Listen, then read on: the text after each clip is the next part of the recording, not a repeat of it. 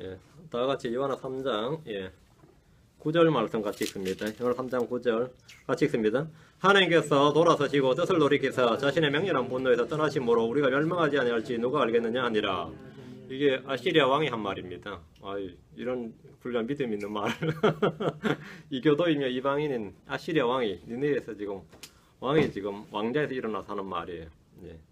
자, 기도하십시다. 주 하나님 감사합니다. 주님께서 은혜와 복을 주셔서 저희 마음속에 주의 영을 충만케 하시고 또 주를 아는 지식에서 날로 자라도록 해주시고 성경 어디를 펴든지 또 어느 본문에서 어느 말을 보든지 저희가 은혜를 받게 하시고 주의 영을 접할 수 있도록 그리고 주의 영으로 충만해질 수 있도록 도와주시길 원합니다. 지혜와 계시 영을 주시고 깨닫는 마음을 내걸 허락해 주십시오. 우리 주 하나님을 참으로 깊이 인격적으로 만나고 주님께 늘 저희 자신을 드리고 또 주님으로서 오는 모든 것을 공급받도록 역사해 주시옵소서. 그래서 예수 안에는 신격의 충만함이 저희 속에서 충만히 가도록 도와주십시오. 감사드리며 주의 승리도 합니다. 아멘. 예. 하나님께서 뜻을 돌이키시고 하나님께서 뜻을 돌이키시고 요나서 2장이 주께서 말씀하신 요나의 표적이라면 요나서 3장은 요나의 선포로 회개한 니느웨 사람들입니다. 우리 주님은 이 두 개 다 인용하죠. 두 개를 요나 2장과 요나 3장을 다 인용하셨습니다. 요나 3장에 관한 것은 이제 마태복음 12장 41절에 주님께서 심판 때에 니느웨 사람들이 이 세대와 함께 일어나 이 세대를 정죄하리니 이는 그들이 요나의 선포로 인해 회개하였기 때문이거니와 보라 요나보다 더 큰 이가 여기 있느니라. 이게 바로 요나 3장입니다. 이 심판 때에 니느웨 사람들이 이 세대와 함께 일어나 이 세대를 정죄하리니 이는 그들이 요나의 선포로 인해 회개하였기 때문이거니와 회개한 장면이 바로 지금 이 요나 3장이죠. 요나보다 더 큰 이가 여기 있느니라 주님 자신을 말합니다. 니느웨 사람들이 요나 3장의 사건을 니느웨 사람들의 요나 3장의 사건을 배경으로 우리 주님께서 말씀하셨는데 예수님 이스라엘의 집에 잃어버린 양들에게 오셨습니다. 이스라엘 집에 잃어버린 양들 외에는 다른 데로 보내를 받지 아니하였느니라 했어요. 그런데 이들은 니느웨 사람들과 달리 예수님의 선포로 회개하지 않았습니다. 니느웨 사람들은 요나의 선포로 회개하고 하나님께서 돌아서시고 뜻을 돌이키도록 했습니다. 이는 이스라엘의 완악함이 그들이 이교도라고 경멸하고 사악한 백성이라고 욕하고 이런 이방인들 어쩌저쩌 하는 이런 그 사람들보다 훨씬 더 몇 배나 더 사악하다는 사실을 그 마음이 훨씬 더 완악하다는 사실을 주님께서 말씀해 주신 겁니다. 니느웨는 어떤 도시냐면 그 메소포타미아에서 가장 오래된 도시 중에 하나이며 현재 이라크 티그리스 강변에 있는 도시로서 아시리아의 수도였습니다. 니느웨의 모습은 현재 폐허로 남아있지만 1842년도에 이제 고고학자들이 본격적으로 발굴 작업을 시작해서 거대한 궁전의 흔적과 아시리아 이야기를 담은 수천 개의 묘비를 발견했습니다. 그래서 여러분 아마 국사 교과서에서 배웠을 겁니다. 세계사 시간에는 아시리아 사람들. 선민이란 민족적 우월성을 자랑하는 유대인들이 받게 될 최대의 굴욕이라고 한다면 그들이 심판 때 니느웨 사람들에게 정죄를 받는다는 겁니다. 그들이 가장 인간 같지 않게 생각했던 족속이 니느웨 사람들인데 그 사람들이 정죄를 받는다는 거예요. 니느웨 사람들은 철기로 무장한 강력한 기병과 기마부대를 가지고 주변의 약소민족들을 무참하게 정복해 나가는데 주님은 그들의 피 흘림이 넘쳤다고 말씀합니다. 폭력으로 민족들의 재산과 사람들을 약탈하는 것이 그들의 자랑이었습니다.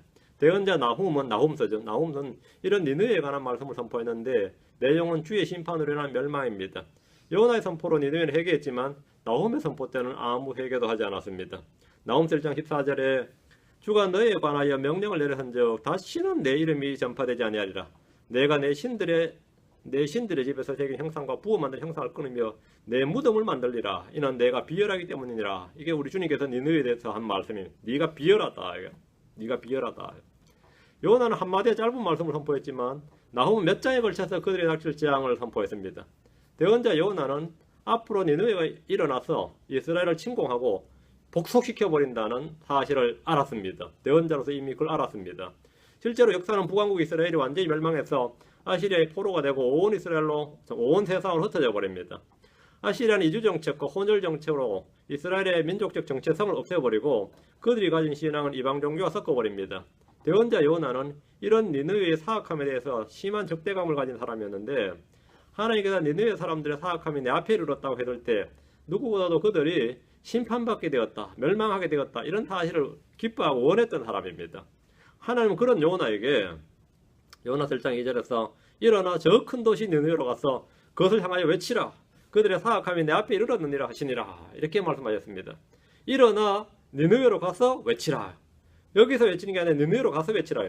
요나는 이 말씀에 불순종해서 다시 스스로 도망을 치다가 바다에 던져졌고 몸은 고래 뱃속에 혼은 지옥에서 3일 밤 3일 낮을 보내고 나왔습니다. 요나의 몸은 죽음을 맛보았고 요나의 혼은 지옥을 경험했습니다. 그러나 주님은 그를 다시 일으키셨습니다. 이것이 주님께서 말씀하신 요나의 표적입니다. 다시 죽음에서 다시 일으키셨다. 예수님이 주요 그리스도인 것을 입증하는 표적 중의 표적이 이 요나의 표적입니다. 십자가에 못 박혀 죽었다가 썩음을 보지 않고 사흘 만에 일어난 이 사건은 예수님께서 성경에 미리 기록된 그 그리스도임을 입증하는 표적입니다. 이 표적을 보고도 예수님이 그 주시오 그 그리스도임을 믿지 못한다면 주님은 다른 어떤 표적도 주실 수 없습니다. 죽은 자로부터의 부활은 메시아의 가장 크고 강력한 표적입니다. 만약 예수님이 부활하지 못했다면 그분은 성경에 예언된 그리스도가 아닙니다. 만일 예수님께서 일어나지 않으셨다면 예수님을 그리스도로 믿는 우리의 믿음은 또 우리의 모든 것은 다 헛되다. 이것이 성경인데 예수님이 부활하지 않았다면 우리가 갖게 될 헛됨, 예수 믿는 사람들이 갖게 될 헛됨에 대해서 7가지를 말했는데 고린도전서 15장입니다. 고린도전서 15장 14절 뭐가 헛되죠? 우리의 선포하는 것이 헛되다. 우리의 선포는 헛것이다. 다음 우리의 믿음도 헛것이다. 두 번 나오죠. 14절 17절. 다음 15절 우리가 하나님께 대한 거짓 증언으로 드러날 것이다. 우리의 증언이 헛되다. 우리의 증언이 거짓이다. 우리의 증언, 우리 증인이 거짓 증이 된다. 그죠? 또 17절 우리는 여전히 죄들 가운데 있으리라. 예수님이 부활하지 않으셨다면 말이야. 예수를 아무리 믿어도 죄는 해결되지 않습니다. 18절 그리스도 안에 잠든 자들도 멸망합니다. 다음 19절 모든 사람들 중에서 우리가 가장 비참한 자입니다. 이 7가지가 예수님이 부활하지 않았을 때 우리의 헛됨, 부활하지 않았다면 예수 믿는 자들이 뭐라고요? 이런 것이 다 헛되다. 요나를 죽은 자들도 일으키신 하나님께서 예수 그리스도를 죽은 자들도 일으켜서 주와 그리스도로 삼으셨습니다. 두 구절 봅니다. 사도행전 2장 36절, 로마서 1장 3절 4절. 사도행전 2장 36절, 로마서 1장 3절 4절. 그런즉 이스라엘의 온 집을 확실히 알지니 너희가 십자가에 못 박은 그 동일한 예수님, this same Jesus입니다. 이 동일한 예수님을 하나님께서 주와 그리스도로 삼으셨느니라 하니라. 너희가 십자가에 못 박은 예수님, 그 동일한 그 예수님이 부활한 예수님입니다. 그분이 주와 그리스도가 됐다. 예수님은 부활을 통해, 즉 요나의 표적을 통해서 자신이 하나님의 아들이심을 권능있게 선포하셨습니다. 로마서 1장 3절 4절. 로마서 1장 3절 4절. 자신의 아들 예수 그리스도 우리 주에 관한 것이라. 그분께서는 육체로는 다윗의 씨에서 나셨고 거룩함의 영으로는 죽은 자들로부터 부활하심으로써 하나님의 아들로 권능있게 밝게 드러나셨느니라. 뭘로 드러났다는 거죠? 자신 드러냈잖아요. 부활하심으로써. 그러니까 죽은 자들로부터 부활하심으로써 하나님의 아들로 권능있게 밝게 드러나셨느니라. 부활이 바로 그분이 그냥 사람의 아들이 아니라 하나님의 아들이심을 밝게 드러내는 사건입니다. 예수님의 부활은 그분이 하늘로부터 나신 주시며 하나님의 독생자이심을 아주 권능있게 선포한 사건입니다. 이스라엘의 대언자였던 요나는 부활한 후에 이스라엘이 아니라 이방인에게 이방 땅에서 주의 말씀을 전했고 이스라엘이 잃어버린 양들에게 왔던 주님은 부활하신 후에 이스라엘이 아니라 온 세상에 복음을 전하셨습니다. 물론 이스라엘이 복음을 전했죠. 안 믿어서 그렇지. 이방 땅에 복음을 전하셨습니다. 자, 본문을 보겠습니다. 자, 다시 요나서로 갑니다. 본문입니다. 1절. 주의 말씀이 두 번째 요나에게만이라. 두 번째, 세컨 찬스죠. 성경에서 주의 말씀이 두 번째 내게만이라 이런 표현은 예레미야에게서 자주 볼 수 있습니다. 요나는 한 번의 불순종으로 죽음이라는 심판을 경험했고 부활해서 다시 한 번의 기회를 얻었습니다. 나에게 다시 한 번 삶이 주어진다면 여러분 뭐 하겠어요? 다시 주어지기 전에 지금 잘하라고요. 다시 필요 없으니까. 다시 한 번의 기회를 얻었습니다. 요나는 극히 예외적인 경우입니다. 사람은 죽고 나서 부활해서 다시 두 번째 기회를 얻을 수 없습니다. 하나님께서 이런 예가 없어요. 요나 유일합니다. 지옥에 간 부자는 자기 형제들을 위해 아브라함의 품에 있는 나사로를 보내달라고 구했지만 거절당했습니다. 요나는 두 번째 기회를 얻었는데 이는 그가 주 예수님의 죽으심과 부활을 예표하는 표적이었고 또 한편으로는 주께 불순종하여 죽음을 경험하는 불순종과 죄로 말미암아 죽음을 경험한 이스라엘에 대한 표적입니다. 이스라엘 민족을 예표합니다. 자, 에스겔 37장을 봅니다. 에스겔 37장. 이스라엘은 죽은 적이 있어요, 없어요? 이스라엘 민족은 죽은 적이 있느냐 없느냐예요. 이 부분에 대해서는 우리가 조금 알아야 됩니다. 에스겔서 37장으로 합니다. 자, 주께서 에스겔을 내려다가 영안에서 에스겔을 내려다가 뼈가 가득한 골짜기 한가운데 두셨습니다. 1절에 나오죠? 뼈가 가득한 데 두시면서 3절에 이 뼈들이 살 수 있겠느냐 이렇게 에스겔이 물었어요. 이 뼈들이 살 수 있겠느냐? 그래서 에스겔은 답을 못하고 주께서 하시나이다 이게 그렇죠. 그리고 주님은 대언자 에스겔에게 이 뼈들 위에다가 대언하라고 하셨어요. 마치 우리를 치면 공동묘지 가서 복음 전하라는 꼴이에요. 공동묘지 딱 대놓고 복음 전하라 그러면 전하겠어요? 아무도 된 사람 보는 사람 없으니까 단단하게 전할 수 있겠네. 오히려 지금 그 꼴이에요. 뼈들 위에다가 대언하라는 거예요. 오 너희 마른 뼈들아 주의 말씀을 들으라. 주 하나님이 이 뼈들에게 같이 말하노라. 보라 내가 숨을 너희 속으로 들어가게 하리니 너희가 살리라. 내가 너희 위에 힘줄을 두고 너희 위에 살이 생기게 하며 너희를 살갗으로 덮고 너희 속에 숨을 넣으리니 너희가 살리라. 또 내가 주인 줄 너희가 알리라. 이렇게 대언을 했습니다. 어떻게 됐죠? 뼈들이 이렇게 대언하자 마른 뼈들이 힘줄과 살이 생기고 살갗이 그것들을 덮었고 야 헐리우드 영화 어떤 영화도 이 정도 안 됩니다. 자자자자 뼈들이 막 소리가 차나면서 막 결합되고 말이죠. 딱 살아났어요. 그러면 이게 전부 다 뭐죠? 좀비죠. 그래요? 거기서 끝나면 안 돼요. 9절. 오 숨아 내 바람으로부터 와서 이 죽임당한 자들 위에 숨을 불어 그들이 살게 하라. 그러니까 이제 뭐가 된 거죠? 살아난 이제 살과 뼈. 이에다가 사람이 창조 과정과 똑같아요. 마지막에 숨을 부르는 거예요. 응? 그렇게 하니까 이들이 살아서 자기 발로 서는데 힘이 큰 군대가 되었습니다. 골짜기에 있던 마른 뼈들은 누굽니까? 구약 성도예요? 크리스천들입니까? 골짜기에 있던 마른 뼈들이 누구냐? 민족들이에요? 누굽니까? 우리는 따로 해석을 필요로 하지 않습니다. 11절에 딱 답이 나와요. 주께서 신이 말씀하시기를 이 뼈들은 이스라엘의 온 집이니라. 이렇게. 이 뼈들은 뭐래? 이스라엘의 온 집이니라. 이스라엘은 뭐였던 거죠? 뼈들이었다 이거죠. 죽어 있었다 이거죠. 그래서 주님께서 이들에게 바람을 불어넣어서 뭔다고요? 숨을 불어넣어서 대언해서 살린다는 거죠.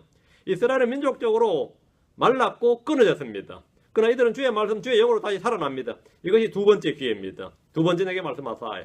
이스라엘은 두 번째 기회가 왔습니다. 그들은 지금 꺾인 가지지만 다시 접붙임을 받을 기회를 얻습니다. 그들은 민족적으로 주 예수를 거부하고 십자가에 못 박아 죽였지만 다시 그분을 주요 그리스도로 믿는 때가 옵니다. 요나는 불순종하고 배교한 이스라엘을 예표합니다. 이스라엘은 민족적으로 부활하여서 한 국가를 세우고 출애굽에서 주어진 처음 주어진 약속이 성취됩니다. 처음 주어진 약속이 뭐죠? 출애굽기 19장 5절 6절. 그러고 이제 너희가 참으로 내 목소리에 순종하여 내 언약을 지키면 너희는 내게 모든 백성들보다 뛰어난 특별한 보물이 되리니 이는 온 땅이 내 것이기 때문이라. 또 너희는 내게 제사장국이 되며 거룩한 민족이 되리라. 내가 이스라엘 자손에게 구할 말들이 아니라. 그 특별한 민족 제사장, 모든 백성들보다 뛰어난 특별한 보물.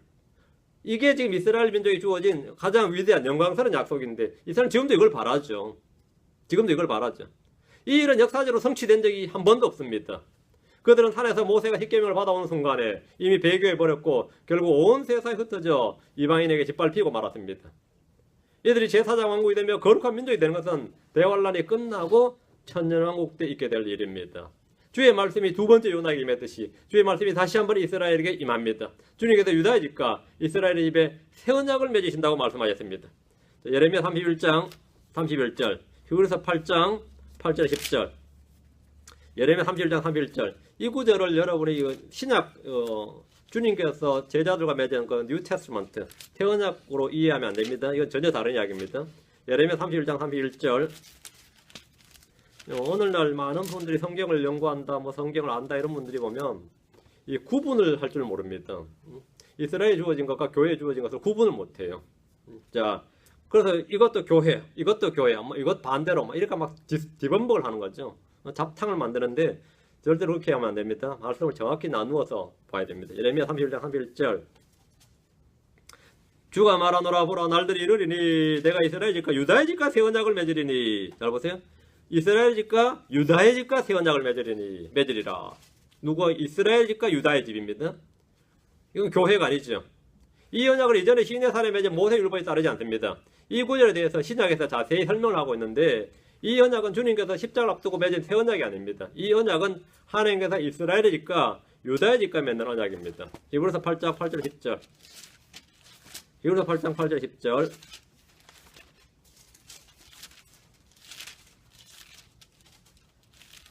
네.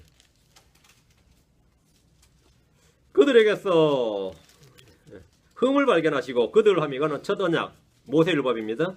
율법에서 흠을 발견하시고 그분께서 이르시되 주가 말하노라 보라 날들이 이르니 그때에 내가 이스라엘 집과 유다 집과 새 언약을 맺으리라. 인용한 거죠. 인용한 거죠. 그것은 내가 그들의 조상들의 손을 잡고 그들을 이집트 땅에서 이끌고 나오던 날에 그들과 맺은 언약에 따른 것이 아니니라. 신의 산 언약 모세 언약이 아니니라 이 말입니다. 그들이 내 언약 안에 머물지 아니하였으므로 내가 그들을 중히 여기지 아니하였노라. 주가 말하노라. 그날들 이후에, 언제죠? 그날들 이후에 내가 이스라엘 집과 맺을 언약은 이것이니 곧 내가 내 법들을 그들의 생각 속에 두고 그들의 마음 속에 그것들을 기록하여 나는 그들에게 하나님이 되고 그들이 내게 한 백성이 되리라. 주가 말하노라. 이것은 이제 새 언약이죠. 이스라엘은 세컨 찬스가 있다. 두 번째 찬스가 있다. 다시 꺾여진 가지가 다시 원가지에, 원나무에 접붙임, 다시 접붙이면 야생 올리브 나무 가지도 접붙임 받았는데 원가지 얼마나 접붙임 잘 받겠느냐 이게. 그 두 번째 접붙임 받는데 아무 문제가 없다는 거죠. 이 로마서 11장에 나오는 이야기죠. 이것이 두 번째만 주의 말씀입니다. 부활한 이스라엘 이전과 달리 자기 민족이 아니라 온 세상에 주의 말씀을 가르치고 제4장 왕국이 되고 특별한 민족이 될 겁니다. 지금은 온 세상 민족에게 미움과 멸시를 받지만 그때는 민족들의 모든 언어 중에서 10사람이 나와서 유대인 한 사람이 옷자를 붙들고 말하기를 네가 유대인이냐 그러면 이 사람 완전히 대접받아요. 유대인이라는 이유 하나만으로 대접받는데 우리가 너희와 함께 가려 하노니 하나님께서 너희와 함께 하시면 우리가 들었노라 뭐 이렇게 막 절대적 지지와 환영을 받으면서 같이 예루살렘으로 가자, 성전으로 가자 이렇게 말한다는 겁니다. 이게 이제 스가랴 8장에 나오는 말씀이죠. 이게 뭐죠? 제4장 왕국, 특별한 왕국, 뭐 제4장 왕국, 특별한 보물 뭐 이런 겁니다. 자, 다시 요나서로 갑니다. 2절. 요나에게 두 번째 찬스, 두 번째 말씀이 한 것처럼 이스라엘도 그렇다. 요나가 배교한 이스라엘을 잘 예표한다. 불순종하고 거절한 이스라엘 예표하는 거지. 2절입니다. 일어나 저 큰 도시 느네로 가서 내가 내게 명한 바 그 선포할 것을 그곳에 선포하라 하시매. 주님은 요나서 1장 2절에서 요나에게 선포하라고 명령한 말씀이 있습니다. 요나 일어나서 니느웨로 가서 주께서 명령한 말씀을 선포해야 됩니다. 우리가 선포해야 할 복음, 선포해야 할 생명의 말씀이 뭡니까? 주님이 부활하신 후 제자들에게 너희는 온 세상에 가서 모든 창조물에게 복음을 선포하라 이렇게 말씀하셨습니다. 사도행전에서 믿는 자들은 성전에서나 모든 집에서 예수 그리스도를 가르치고 선포했습니다. 그게 그들의 사명이었습니다. 예루살렘에서 흩어진 사람들, 흩어진 유대인들, 흩어진 초대 유대인 크리스천들 말이죠. 그들이 한 일이 뭡니까? 사도행전 8장 4절에 거로로 널리 흩어진 사람들이 각처로 다니며 말씀을 선포하니라. 이들이 선포한 것은 예수 그리스도입니다. 하나님이 우리에게 전하라고 하신 말씀은 복음의 말씀입니다. 주 예수 그리스도를 전하지 않고 십계명을 전하거나 날과 절기를 지키라고 전하거나 음식기를 전하거나 안식이나 모세 율법을 전한다면 그는 저주받은 다른 복음을 전한 겁니다. 우리가 전해야 할 복음의 말씀은 예수 그리스도입니다. 이 시대에 거짓 복음, 유사 복음, 다른 복음을 전하는 이들이 굉장히 많습니다. 이런 그런 것이 잘 먹혀들기 때문입니다. 고린도서 11장 4절, 갈라디아서 1장 8절 9절. 고린도서 11장 4절. 네.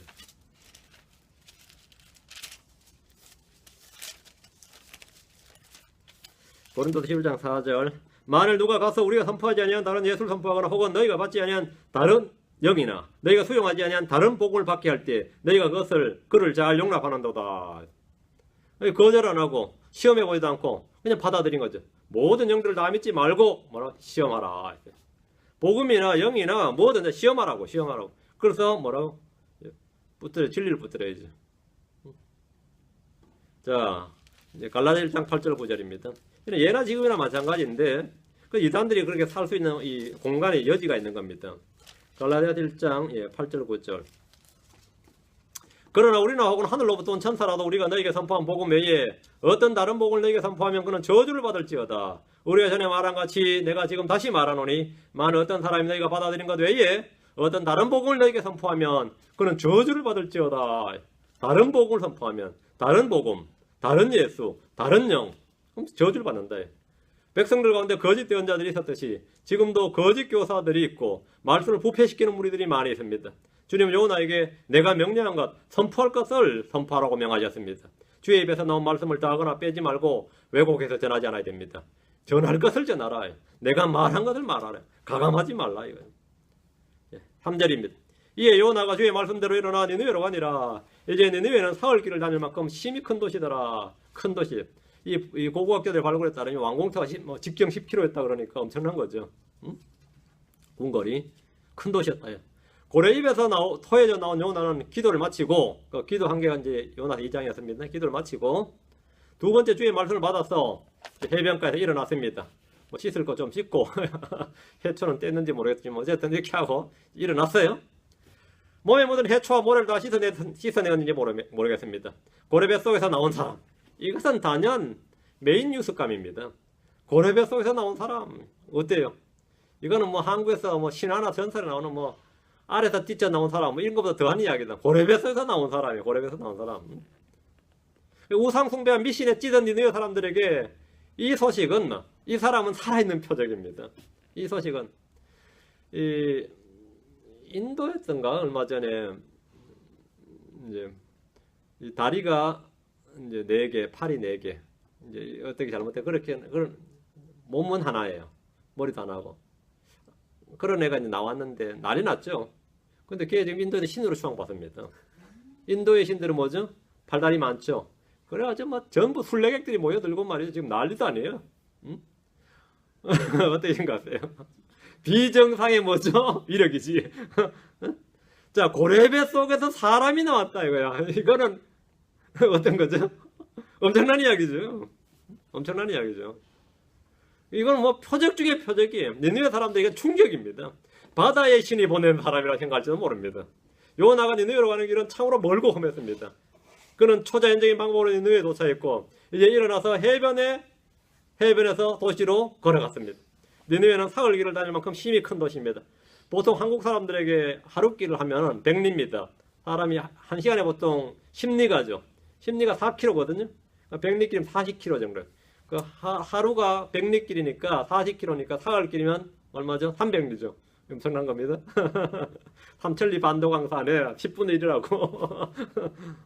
그 한국이 남북을 걸어서 가면 30일이면 가는 거예요. 그렇죠. 그 사흘 길이면 도시 직경이 300리란 말인데 오늘날 도시 규모로 봐도 엄청난 크기입니다. 당대 진짜 아시리아가 세계 최강국의 수도다운 면이죠. 자, 4절입니다. 비로소 요나가 그 도시로 들어가 하루 동안 다니며 외치르되 이제 40일이 지나면 니느웨가 무너지리라 하였더라. 어때요? 요나의 선포가 아주 간단하죠? 비로소 요나가 그 도시로 들어가 이제 들어가서 도착했습니다. 하루 동안 다니며 외쳐 이르되 이제 40일이 지나면 니느웨가 무너지리라 하였더라. 요나는 사흘 길을 다닐 만큼 큰 도시를 하루 동안 다니면서 외쳤습니다. 그는 평소 걸으면 3배나 빨리 걸었던지 아니면 달리면서 선포했던지 단 하루 동안 그가 주의 말씀을 외쳤습니다. 이제 40일이 지나면 니느웨가 무너지리라.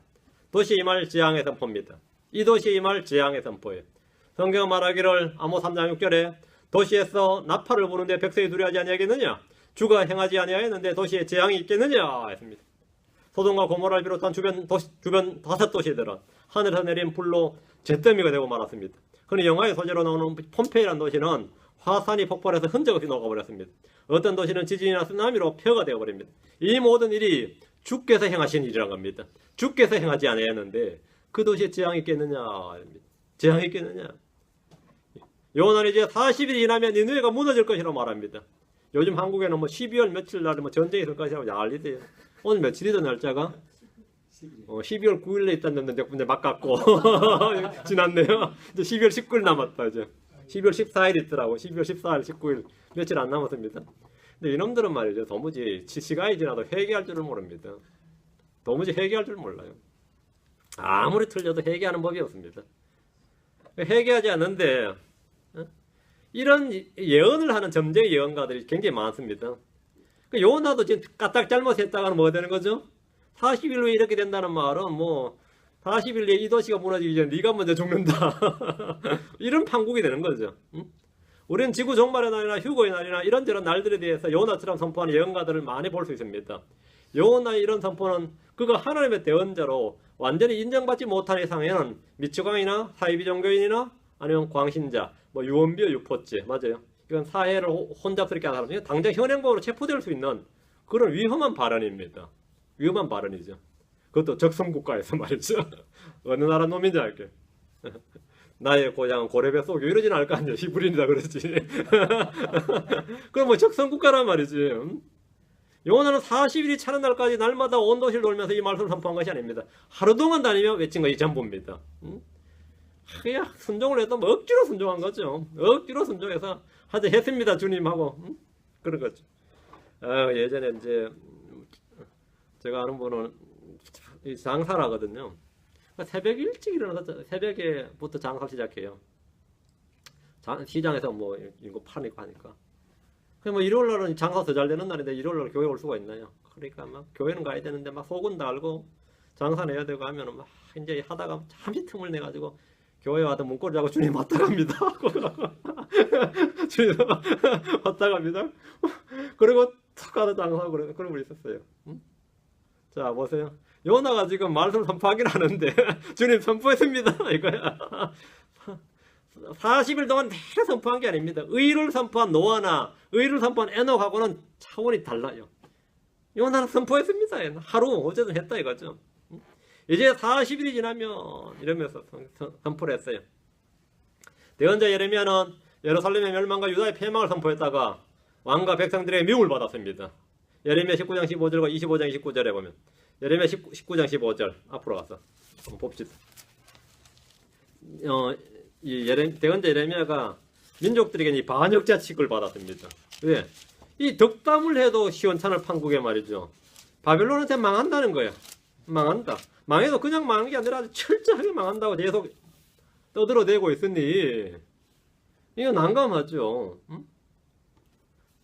예레미야 19장 15절 만군의 주 이스라엘 하나님이 같이 말하노라. 보라 그들이 내 말들을 듣지 아니하려고 자기들의 목을 굳게 하였으므로 내가 이 도시를 행해 선언한 모든 재앙을 이 도시와 그것의 모든 고울에 내리리라 하니라. 예레미야의 대언은 요나가 선포한 재앙보다 결코 적지 않습니다. 유대인들은 하나님의 집이 있는 이 성전이 있는 예루살렘이 이 교도들에게 멸망당한다는 것은 상상할 수 없는 일이었지만 주님은 성전 건축 봉헌식이 있는 바로 그날에 이미 말씀하셨습니다. 너희가 성전 믿지 마라 이거죠. 성전 믿지 마라. 너희가 율법을 지키고 행하는 거 중요하고 주님을 찾고 의를 행하는 게 중요한 거지 성전 믿지 말라 이거. 근데 이들은 반대로 믿었죠. 성전을 더 우상시했던 거죠. 25장 29절 뒤로 와서 25장 29절 주님께서 재앙을 내리겠다고 그랬어요. 이것은 니느웨에 선포한 재앙보다 더한 거였단 말이죠.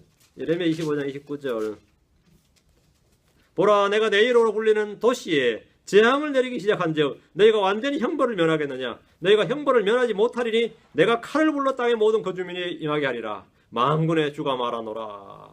만군의 주가 말하노라. 우리는 어떤 도시의 멸망에 대해서 예언하지 않습니다. 다만 이 세상에 닥칠 전무후무한 대환란에 대해서는 언급합니다. 교회가 하늘로 들림 받은 후에 온 세상의 모든 도시들에 엄청난 재앙이 있다는 것은 성경에서 분명히 기록된 재앙입니다.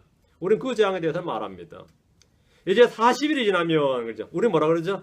이제 우리가 휴거되면 그래요. 우리가 휴거되면 이 땅에 뭐가 있다? 재앙이 있으리라. 이 땅에 엄청난 재앙이 있으리라. 그 사람들이 믿어요 안 믿어요? 미친놈 예수를 믿어 저래 믿어는 안 된다고 그러잖아요. 예수를 믿어도 저래 믿어서는 안 된다 그러죠. 그 요즘 목사님들도 그래요. 성경을 저렇게 문자적으로 믿는 목사들, 성경을 문자적으로 믿는 크리스천들이 미친놈들이다. 저게 기독교의 뭐 적이다 그러고 뭐 근본주의가 기독교의 원수다 뭐 요즘 이런 목사님들도 있고요. 성경을 믿는 사람들 그렇게 믿어서는 안 된다. 적당히 대충 우리가 해석해 준 대로 뭐 알려준 대로 믿으라 이거죠. 우리는 기록된 대로 믿는 사람들입니다. 기록된 대로 믿는 사람들. 예. 자 5절입니다. 요나 3장 5절. 예. 우리는 그래서 늘 이 복음을 선포해야 됩니다. 오늘 우리는 죄인들의 복을 선포하고 회개하지 않으면 멸망한다고 선포하고 그게 사람들이 엄청나게 바드링이 되고 오펜스가 되죠. 그 실족거리가 되고 걸림돌이 됩니다. 그러나 우리는 그건 선포하는 겁니다. 요나가 선포했듯이 선포하는 겁니다. 예레미야가 선포했듯이 에스겔이 선포했듯이 모든 대언자들이 그랬듯이 선포하고 우리 주님도 그걸 선포했고 사도들도 선포했고 우리도 선포합니다. 그러나 너희가 회개하지 않으면 다 그와 같이 멸망하리라.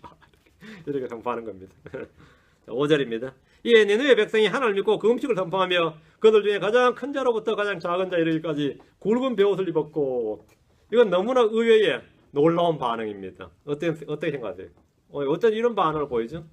5절부터 9절은 요나의 선포를 들은 니느웨 사람들의 반응입니다. 이방인들이었고 이교도들이었던 아시리아의 니느웨 사람들은 요나가 선포한 40일 후의 심판, 40일 후의 재앙, 시한부 종말론과 같은 이런 선포에 놀라운 반응을 보였습니다. 그것도 뭐 한 주 지나고 두 주 지나고 가까워서 30일 지나면서 막 이게 사람들이 초조해하다가 뭐 징조가 보이기 시작해서 아 이건 난리 났다 이런 게 아니라 말씀을 듣는 그 순간부터 이 회개가 일어났어요. 야, 이런 일은 참 드문 일이잖아요. 드문 일이 아니라 저는 사실 성경에서는 들어본 적이 없는 놀라운 일입니다. 엄청난 이야기였어요. 그들은 요나를 이단자나 사입이나 광신자, 미치광이로 취급하지 않았습니다. 우리는 여기서 몇 가지 생각해 볼 수 있는데, 하나는 요나의 선포가 비록 짧았지만 굉장히 짧죠. 이제 40일이 지나면 니느웨가 무너지리라. 이게 다예요. 이게 다예요. 그런데 이 짧은 말씀, 이 짧은 하나님의 말씀, 이 재앙의 말씀 선포했는데 이 강력한 하나님의 말씀이었습니다. 니느웨 사람들의 마음을 찔렀다는 거예요. 이 말씀이. 죽음에서 일어난 요나의 음성은 정과 욕심이 없는 순수한 하나님의 말씀이었고 단련된 하나님의 말씀이었다는 겁니다. 이게 중요합니다. 학식이나 교양에 있는 언어나 신학적 언어나 사람들의 길을 가려줄 좋은 말과 언변이 아니라 너무나 단순한 주의 말씀 그 자체만을 전했을 뿐입니다. 이제 40일이 지나면 니느웨가 무너지리라. 이렇게 이게 전부입니다. 근데 이 한마디 이 말씀만 정한 게 전부예요. 요나 입에서 미사여구도 없고 화려한 수식어도 없고 웅변도 없었습니다. 좋은 말도 없고 꿈의 말도 없어요. 어떤 공포 분위기를 조성한 것도 아니고 감정을 호소한 것도 아닙니다. 그냥 주의 말씀을 무미건조하게 그냥 전한 게 다예요. 요나 입에서 나온 주의 말씀은 자유로운 행을 얻어서 듣는 이들의 마음속에 회개의 영으로 임했습니다. 우리는 주의 말씀이 언제 가장 효과적으로 크고 강하게 임하는지 볼 수 있는 장면입니다. 우리가 주의 말씀에 뭔가를 더 하려고 하면 안 됩니다. 주의 말씀 비틀어도 안 돼요. 주의 말씀이 좀 힘이 없을 것 같아서 내가 좀 더 이해하기 쉽게 다 필요 있는 그대로 주 예수를 믿어라 그리하면 너와 내 집이 구원을 받으리라. 얼마나 단순해요. 그런데 간수가 어땠죠? 좀 더 자세히 설명해봐. 뭐 그렇게 단순해 그렇지 않고 믿었어. 그날 밤에 그 집 다 믿었어요. 주 예수를 믿어라 그리하면 너와 내 집 구원을 받으리라. 저도 예전에 복음 전하라고 하면 말이 많아가지고 안 돼. 내가 전하면서 좀 느껴요. 내가 말이 너무 많다. 이 설명을 하고 막 하다 보니까 나중에 말에 묻혀가지고 복음이 묻혀져요. 막 이것저것 하다 보면 복음 전하는데 3분입니다 말을 막 1시간씩 전하고 있어. 누가 날 찾을 땐 되게 쉬워요. 아직도 말하고 있는 사람이 있어. 내가 이걸 심각하게 문제가 있다는 걸 전하면서 느꼈어요. 내가 전하면서 너무 말이 많다 이거는. 하나님의 말씀 오히려 내가 지금 가리고 있다. 하나님의 말씀이 자유로운 행을 얻어서 역사를 가리고 있다. 이런 생각이 들 때가 있었어요. 근데 그러다 보니까 점점 이제 말씀이 단순해져 가지고 점점 이제 따라 나와서 이제 그럼 어떻게 하면 될까요? 그러면 믿으면 되죠. 그래요. 근데 이 말은 내가 처음 예수 믿을 때 제일 싫어했단 말이에요. 뭔 저렇게 단순하게 전하냐 이거죠. 남들이 그렇게 너무 단순하게 전할 때 좀 말이 좀 논리적으로 이렇게 말을 해야지 저렇게 단순하게 전하나 했는데 복음은 사실 그렇게 단순하게 전하는 겁니다. 그 단순함의 능력이 있습니다. 그 단순함에 회개하셔야 됩니다. 예수 믿어야 됩니다. 믿으면 구원받습니다. 얼마나 단순하죠. 너무 단순하죠. 여기에 능력이 없을 것 같죠. 예수 믿으세요. 구원받습니다. 안 믿어요? 지옥 갑니다. 이게 이런 단순 무식한 말이냐 말이지. 여기에 복음의 권능이 있다. 여기에 복음의 권능이 있어요. 여기에. 저도 한때는 이게 잘 몰라가지고 막 자자자자자 설명하고 막 예화 들고 뭐 들고 별짓 하니까 막 나중에 복음이 나가려져가지고 나중에 딴 데로 흐르고 있어요. 지금 말씀이 막 딴 데로 막 흐르고 있어요. 다 듣고 나서 잘 들었습니다. 그래 믿습니까? 그러면 생각해 볼게요. 그렇지. 얼마나 그때 무한지 몰라요. 내가 복음 전할 때 내가 크게 잘못하고 있구나. 크게 잘못하고 있구나. 다 옛날 옛적 이야기 같지만 아이도 그렇게 가끔 실수를 하죠. 사람들은 들을 때 말이죠. 살짝 각도를 돌립니다. 그러면 시간이 지나면 싹 멀리 떨어져 나가요.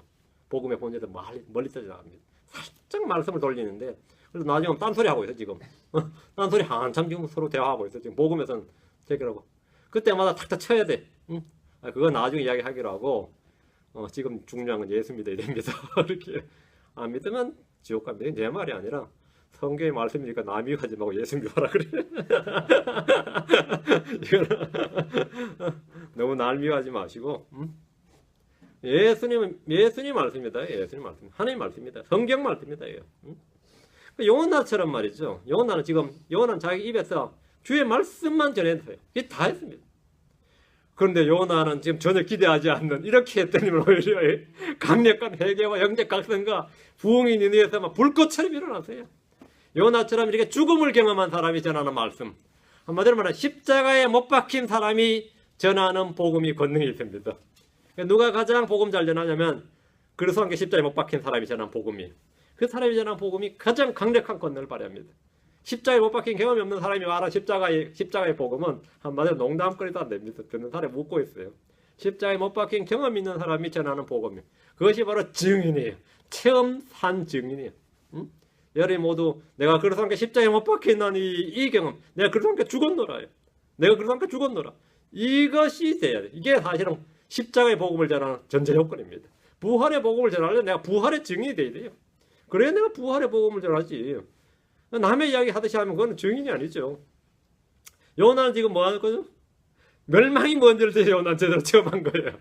요나는 지금 멸망이 뭔지를 체험했고 죽음이 뭔지를 체험했고 하나님의 심판이 뭔지를 직접 불과 몇 시간 전에 체험한 사람이에요. 응? 요나는 니느웨 백성들의 혼들 구원하려는 뜨거운 연민을 품고 말씀을 전한 것이 아닙니다. 그냥 주께서 전하라는 말씀을 전했을 뿐입니다. 듣든 말든 때려치면 상관 안 한다 이거야. 응? 그게 전부였습니다. 니느웨 사람들은 요나가 선포한 심판의 말씀을 듣고 하나님을 믿고 금식을 선포했습니다. 핵심은 이겁니다. 이에 니느웨 백성이 하나님을 믿고 말씀을 듣고 하나님을 믿었어요. 예수님은 요나의 선포로 회개한 니느웨 백성과 요나보다 더 큰 주님 자신이 직접 말씀을 가르치고 전해도 믿지 않는 유대인들을 비교하시면서 그들의 불신과 완악함을 꾸짖으셨습니다. 니느웨 백성들은 모두 금식하며 굵은 베옷을 입었습니다. 그들은 40일 동안 피난을 가거나 해외로 탈출하거나 땅굴을 파서 대피소를 만드는 대신에 금식하며 회개했습니다. 금식은 자신의 혼을 징계하며 주님께 긍휼을 구하는 것입니다. 베옷을 입는다는 것은 마음을 낮추고 애곡하는 겁니다. 6절입니다. 요나 3장 6절.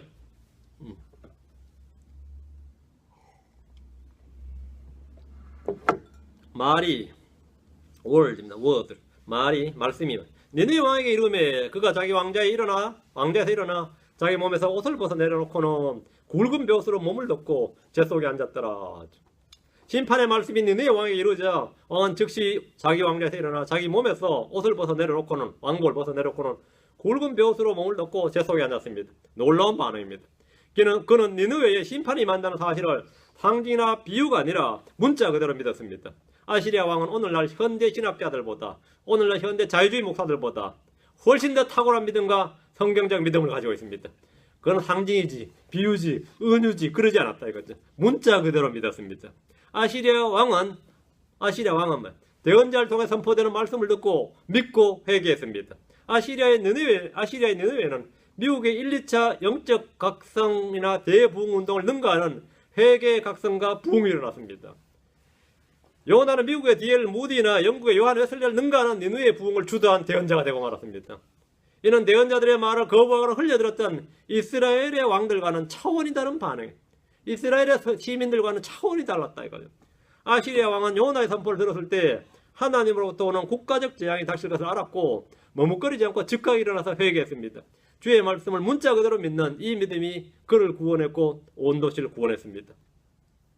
누구든지 믿는 자는 멸망하지 않습니다. 누구든지 믿는 자는 정죄받지 않습니다. 누구든지 믿는 자는 사마에서 생명으로 옮겨지 않습니다. 믿는 자는 결코 죽지 않습니다. 믿는 자는 어둠에 가지 않습니다. 믿는 자는 죄들의 사면을 얻습니다. 믿는 자는 부끄러움을 당하지 않습니다. 믿는 자는 당황하지 않습니다. 여기서 믿는 자들은 무엇을 믿는 겁니까? 자, 믿는 자는 멸망하지 않는다. 뭘 믿는 거죠? 주 예수 그리스도를 믿는 자입니다. 주 예수 그리스도를 믿는 자는 멸망하지 않습니다. 영생을 얻죠. 주 예수를 믿는 자는 정죄를 받지 않습니다. 사함에서 생명으로 옮겨집니다. 주의 말씀을 믿는 자, 복음을 믿는 자는 멸망하지 않습니다. 믿는 자라고 할 때 믿음의 대상은 선포된 주의 말씀입니다.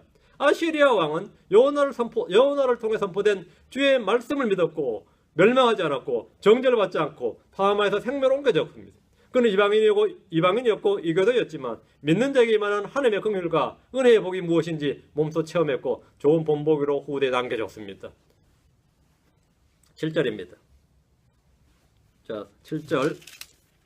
또 그가 왕의 고관들을 칙령으로 니느웨 전역에 선포하고 널리 알리게 하여 이르되 사람이나 짐승이나 가축떼나 양떼나 어떤 것도 맛보지 말지니라. 그들이 먹지도 말고 물을 마시지도 말며 고기나 금식은 고기 하지 말고 먹지도 말고 물 마시지도 말라. 금식 선포죠. 왕과 왕의 고관들은 신속히 칙령을 내려서 니느웨의 모든 주민들은 물론이고 짐승이나 가축대나 양떼에게도 다 금식을 명령했습니다. 국가 기도회가 아니라 국가적 회개와 금식일이 선포된 겁니다. 왕이 죽었을 때보다 더 강력한 칙령이 니느웨에 선포되었습니다. 니느웨 사람들이 하나님의 말씀은 긴가민가한 의심의 대상이 아니라 그 말씀 자체가 실체였습니다. 하나님의 말씀은 그대로 이루어진다는 믿음이 있었습니다. 그들은 자신들의 죄와 불법과 사악함이 충분히 징계와 심판의 대상이 된다는 사실을 알았고 이제 말씀대로 40일 후면 우리가 망하게 됐다. 멸망한다. 그들은 모세의 율법이 없었지만 마음에 기록된 양심과 생각의 법으로 충분히 하나님의 심판에 대해 알았던 겁니다. 자, 로마서 2장 14, 15절입니다. 로마서 2장 14, 15절. 여러분이 이 모세 율법이 있기 전에 아담 때부터 모세까지 또는 이 이방인들에게는 무슨 법이 있었느냐 하면 본성의 법이 있었다. 로마서 2장 14, 15절. 로마서 2장 14, 15절. 율법을 소유하지 않는 이방인들이 본성을 통해 율법 안에 들어있는 것들을 행할 때에 이런 사람들은 율법을 소유하지 않아도 자기의 율법이 되나니 이런 사람들은 또한 자기 양심이 증언하며 자기 생각들이 서로 고소하고 변명하는 가운데 자기 마음속에 기록된 율법 행위를 보이느니라. 여기 자기 마음속에 기록된 율법 고하여 14절에 본성을 통해 율법 안에 들어있는 것 본성을 통해 이게 본성의 법입니다. 누가 아무리 아프리카 미전도 종족이라도 살인하면 나쁜 것이다, 도둑질하면 나쁜 것이다, 거짓말하면 나쁜 것이다, 다 압니다. 근데 그렇게 알까 해요. 율법 안에 들어있는 걸 한다고. 율법 없는 이방인이 뭐라고요? 율법을 소유하지 않는 이방인들이 본성을 통해서 뭐 한다고요? 율법 안에 들어있는 것들 행한다고요. 그럼 어떻게 되죠? 이런 사람들은 율법을 소유하지 않아도 자기에게 율법이 되나니 그게 율법이에요. 그게 본성의 법입니다. 불교도들은 말이죠. 십계명 중에 상당 부분을 지키는데 그 중에 하나 불교의 법이 만만치 않습니다. 우리는 살인하지 말라죠. 그쪽은 살생하지 말라예요. 이건 더 강력한 거라고. 우리는 유대인들은 부정한 음식을 먹지 말라죠. 그쪽은 아예 고기를 먹지 말라요. 아예 고기를 먹지 말라니까 부정한 음식 먹을 일 자체가 원천적 차단이에요. 살생하지 말라니까 살인하지 말라 이건 아예 해당사항 없는 거고 그렇죠? 근데 그렇게 하면 어떻게 되죠? 율법을 잘 지키는 거예요? 그건 마귀들의 교리라 그랬어요. 주님이 먹지도 말고 마시지도 말라 이런 거 전부 다 마귀들의 교리란 말이죠. 근데 이 본성에 속한 법 효도하라. 유교가 효도가 말이죠. 십계명 중에서 이 5번째 계명보다 더 강하죠. 안 그래요? 엄청난 계명이잖아요. 엄청난 계명. 어쨌든 간에 이게 본성에 속한 이 법이 있다고. 이것과 거스르면 어떻게 되죠? 어떤 종교도 사교가 됩니다. 내가 본성에 기록된 법과 어긋나게 가르치는 법 있잖아요. 그런 종교 교리는 사교야. 그건 이교 사교가 됩니다. 그 사입이라고 하는 겁니다. 그거는 내가 어떤 종교를 가져서 아니라 내가 종교가 없는 사람이다. 그건 사교야. 그건 사교라. 본성에 속한 법은 기준입니다. 본성에 속한 법은 기준인데 본성에 속한 법 말고 이제 다른 법들이 필요하죠. 그게 이제 모세 율법이 이스라엘 모세 율법이 주어진 거고 우리는 이제 모세 율법보다 더 강한 뭐가 하는 거죠? 그리스도의 법이 주어진 겁니다. 그리스도의 법이 주어진 겁니다. 아담 때부터 모세 이전까지 사람들은 주님께서 특별히 명령하신 것 외에 본성을 통해 율법 안에 들어있는 것들을 행하고 마음속에 기록된 율법의 행위들을 행했습니다. 니네 사람들이 주의 심판이 선포되었을 때 그들은 영적 각성이 일어났고 회개의 불꽃이 타올랐습니다. 자기들도 그 짓을 하면서 이러다가 우리 망하지, 우리 죽지, 이러다가 이런 생각을 자기들 하는 거예요. 오늘 세상 사람들이 지옥 갈 놈 있다면 바로 나지. 이런 죄인들이 있거든요. 어찌 그리 잘할까? 내 입이 길리의 말씀이 멀리 있는 게 아니야.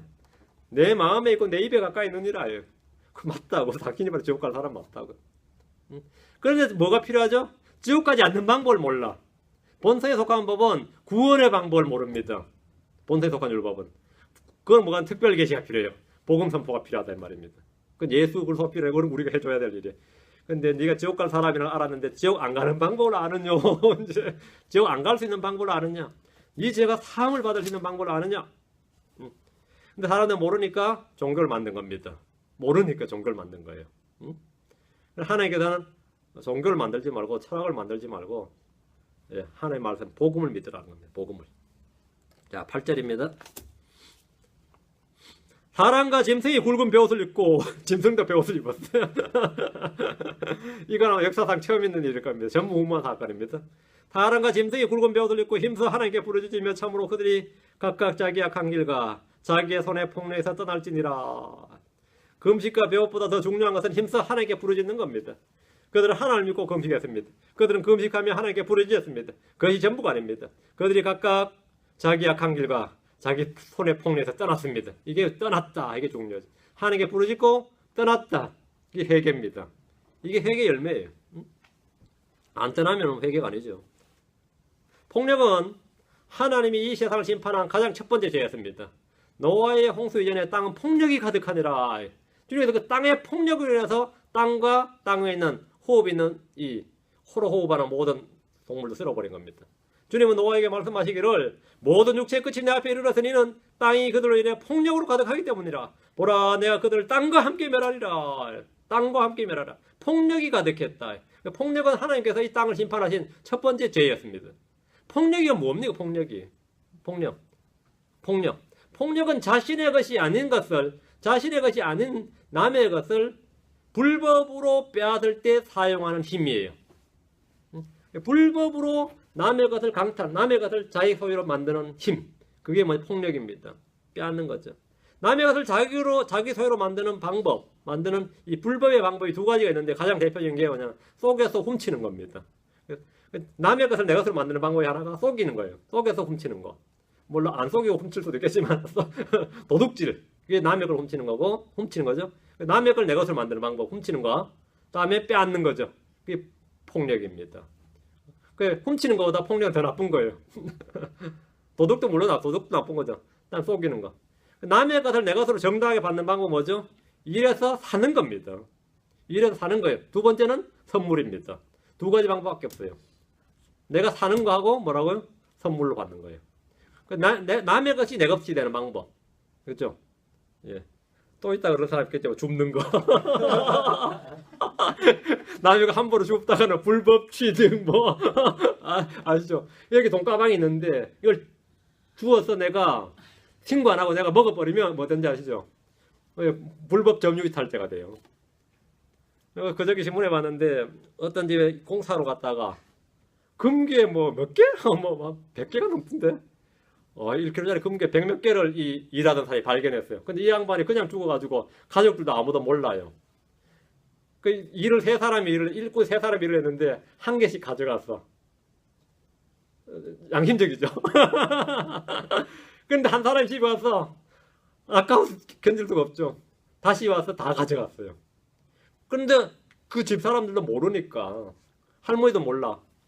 자식들도 모르고 거기 금괴에 있었는데 아무도 몰라요. 그건 완전 범죄 될 뻔했는데 한 명이 배신을 때렸어. 그래가지고 드러났는데 뭐 40몇 개 그저께 찾았다 그런 거예요. 할머니한테 40몇 개 찾았는데 국세청 신고해서 일단 유산 상속세 내시고 이렇게 아이고 늙은막에 용돈 생겼네. 나머지 다 써버린 거 어떡할 거야. 뭐 도둑놈들이 와가지고 찾아줘서 고맙지 뭐. 야 마음 넓죠. 남의 것을 내 것으로 만드는 방법. 여러분 뭐 같아요? 하나님이 빼앗아서 주시면 그거는 상관없어요. 하나님이 빼앗아서 주시면 그건 폭력이 아니야. 그건 선물이야. 내가 빼앗으면 폭력이야.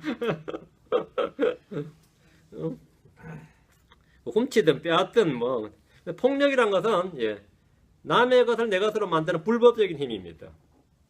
하나님께 내게는 힘을 주셨는데 그것을 하나님 왜 내게 주셨냐면 남을 세우는 데 쓰라고 주신 것인데 폭력은 남을 무너뜨리는 데 쓰는 힘인 거예요. 하나님께 내게 강력한 힘을 줬어요. 그건 뭐죠? 그게 무슨 힘이든 간에 그 힘은 남을 세우라고 선을 향한 데 써야 되는데 선을 향한 데 쓰면 그건 의가 되죠. 남을 무너뜨려서 빼앗고 죽이고 남을 무너뜨려서 쓰면 그걸 폭력이라고 합니다. 그러니까 주님이 자신이 준 힘을 이놈이 지금 폭력을 쓰고 있단 말이에요. 그가 하나님께서 심판한 겁니다. 주님은 폭력을 행사하지 아니하신 분입니다. 폭력은 주님이 가장 미워하시는 죄악이고 불법 중에 하나입니다.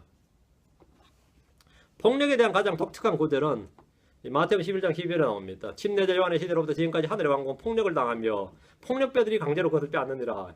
야, 폭력배들이 하늘의 왕국을 빼앗어요. 그게 하늘의 왕국이 지금 빼앗고 빼앗길 수 있는 거예요. 여기 폭력배들이 빼앗는다 이랬죠. 침례자 요한의 시대부터 유대 땅에는 회개와 하늘의 왕국이 선포되었습니다. 요한은 하늘의 왕국이 가까이 왔다고 선포했습니다. 그러나 요한 그 하늘의 왕국이 가까이 왔다고 선포했으니까 하늘의 왕국이 가까이 왔으면 전부 다 영접해야죠. 근데 요한을 죽여버리죠. 전쟁 터졌다 그러면 전쟁을 막을 준비를 해야 되는데 전쟁 터졌다고 하는 전령을 죽이면 어떻게 되죠? 그 요한을 죽여버려요. 다음에 하늘의 왕국이 가까이 왔느니라 한 예수님이죠. 이번 예수를 잡아서 죽여버립니다. 그래서 10년 요한에서부터 지금까지 뭐 하늘의 왕국은 폭력을 당하며 폭력배들이 바리새인 제사장 서기관 뭐 율법 다 유대인 다 합니다. 헤롯 왕도 마찬가지고 요한은 헤롯 왕의 폭력에 죽임을 당하고 예수님 역시 하늘의 왕국을 선포하셨는데 바리새인 서기관 율법사들 뭐 쭉 폭력으로 그분을 죽였습니다. 왕을 거부하고 배척함으로써 하늘의 왕국은 폭력을 다했고 강제로 빼앗아서 하늘의 왕국은 이 땅에 임하지 않았습니다. 아직도 임하지 않았죠. 폭력배들이 빼앗아갔어요. 자, 9절입니다. 9절 하나님께서 돌아서시고 뜻을 돌이키사 자신의 맹렬한 분노에서 떠나심으로 우리가 멸망하지 아니할지 누가 알겠느냐 하니라. 아시리아 왕은 하나님의 성품에 소망을 두었습니다. 하나님께서는 죄인들이 죄로부터 회개하고 돌이킬 때 그들을 향해 내릴 저항해서 뜻을 돌이키십니다. 회개는 멸망이 선포된 죄인들이 구원받는 방법입니다. 이방인이었고 이교도였던 아시리아 왕은 하나님의 심판과 하나님의 진노를 돌이킬 수 있는 방법을 정확히 알고 있었습니다. 그는 일말의 기대를 하면서 행한 일이지만 그것은 가장 정확한 성경적인 구원 방법이었습니다. 요나는 그들에게 회개를 명하지 않았습니다. 이 반쪽 복음을 전한 거죠. 재앙을 선포하면서 회개 구원의 방법을 전해야 되는데 요나는 회개를 전하지 않았어요. 근데 이들이 알아서 회개를 해버린 거예요. 요나의 기대와 달리 말이죠. 왕은 하나님을 믿고 금식하며 힘껏 부르짖고 자기들의 길과 폭력을 떠날 때 주님 역시 뜻을 돌이키사 맹렬한 분노에서 떠나심으로 우리가 멸망하지 아니할지 누가 알겠느냐 이렇게 했습니다. 작은 가능성을 믿는 것처럼 보이는 말이지만 이런 믿음은 큰 확신으로 임합니다. 10절입니다. 하나님께서 그들이 행한 일, 곧 그들이 자기들의 악한 길에서 돌이킨 것을 보시고 재앙, 즉 친히 그들이 행하려고 말씀하신 그 재앙에서 40일 뒤에 니네가 멸망하리라 이 재앙 말이에요. 이 재앙에서 하나님께서 뜻을 돌이키사 그것을 행하지 아니하시니라. 하나님은 그들이 행한 일을 보셨습니다. 이전에는 그들이 행한 악한 일을 보셨고 지금은 그들이 행한 회개, 부르짖음, 금식을 보셨습니다. 하나님은 그들이 자기들이 악한 길에서 돌이킨 것을 보셨습니다. 하나님은 우리가 말한 것을 들으시고 생각하고 상상한 것을 다 아시고 행한 일들을 다 보십니다. 주님은 다 아시고 다 보십니다. 하나님은 각 사람이 행한 대로 갚아주시는 분입니다. 우리는 성경에서 행위대로 갚아주신 하나님에 대한 말씀을 수없이 많이 볼 수 있습니다. 성경 읽을 때마다 행위대로 갚아주시는, 네가 행한 대로 갚아주신다, 보응하신다. 그러나 주님은 회개할 때 그들에게 행하리라고 말씀하신 그 재앙에서 뜻을 돌이키시고 그것을 행하지 아니하십니다. 행위대로 갚아주시는 분의 그 행위를 중단시켜서 돌이키는 방법. 그러니까 하나님의 뜻을 돌이키는 방법이 뭘까요? 하나님의 뜻을 돌이키는 방법. 그게 바로 내가 뜻을 돌이키는 겁니다. 하나님께서 뜻을 돌이키는 방법. 그게 하나님께 우리가 선을 행하다가 뜻을 돌이켜 악을 행하면 하나님께서 우리가 복을 주시려다 뜻을 돌이켜 재앙을 내리시고, 예? 우리가 악을 행하다가 말이죠. 뜻을 돌이켜 선을 행하면 하나님께서 재앙을 내려가 준비하셨다가 복을 주시는 거죠. 어떻게 뜻을 돌이키든 주님도 뜻을 돌이켜요. 뜻을 돌이켜요. 우리가 뜻을 돌이키면 주님도 뜻을 돌이키신다. 이게. 니느웨에 보여준 위대한 하나님의 사랑은 회개하는 죄인들 향한 긍휼과 은혜, 죄의 사면에 대한 본입니다. 이것은 민족과 종교와 언어와 족속에 관련이 없다는 겁니다. 구약의 색을 보여주셨습니다. 이건 그림자입니다. 이것이 요나의 표적이고 요나의 선포로. 그 예수님 더 크신 분 예수님이 이건 말할 필요도 없는 것이다. 이거예요. 말할 필요도 없는 것이다. 그 주님께서 이 사실을 구약에 딱 성경 한 권으로 딱 기록해 주셨어요. 물론 유대인이었던 요나는 이 사실을 싫어했습니다. 크리스천들 이방인들이 구원받는 걸 유대인들이 지금도 싫어합니다. 지금도 싫어합니다. 다 예표입니다. 우리는 주 예수 그리스도로 말미암아 이러한 긍휼과 은혜를 입었습니다. 예수 그리스도로 말미암아 긍휼과 은혜를 입었다. 니느웨 사람들은 요나의 선포로 회개했고 우리는 예수 그리스도의 사역으로 회개했습니다. 예수 그리스도의 사역으로 회개했고 그래서 긍휼과 은혜를 입었다. 오늘 여기까지 3장 끝내고 다음 시간 이제 요나서 끝나겠네요. 기도합시다. 주 하나님 감사합니다. 주님께서 은혜와 복을 위해서 저희가 오늘 주의 말씀을 선포해 주셔서 감사합니다. 저희에게 베푸신 놀라운 사랑과 은혜 감사합니다. 저희가 죄로 멸망당하고 죽을 수밖에 없는 죄인이었으나 주님께서 저희를 대신해서 죄와 저주를 담당하시고 친히 죽으시고 또 아버지 하나님 그 긍휼과 크신 은혜를 믿는 자들에게 베풀어 주심을 감사합니다. 사랑하는 아버지 하나님께서 이 말씀을 듣는 모든 혼들에게 이 죄를 깨닫는 마음을 주시고 회개의 영을 허락해 주셔서 모두가 주께로 돌이키는 그런 성도를 다 되도록 도와주시고 또 주께서도 그들의 내리시고자 하는 모든 재앙과 불에서 돌이키셔서 풍성한 긍휼과 은혜를 허락해 주실 간구합니다. 다윗에게 허락한 확실한 긍휼을 예수로 말미암아 저에게도 늘 넘치도록 부어주십시오. 감사드리며 주의 손 기도합니다. 아멘. 아멘.